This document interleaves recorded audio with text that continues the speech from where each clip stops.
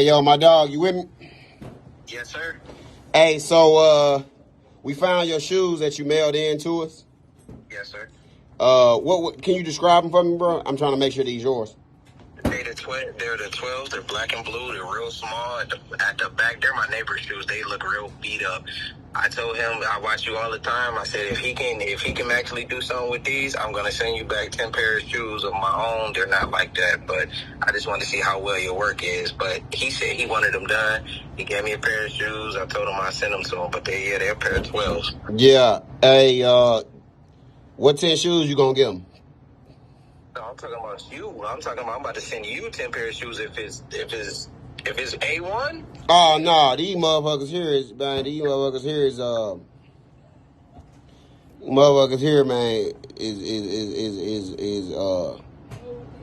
man. I can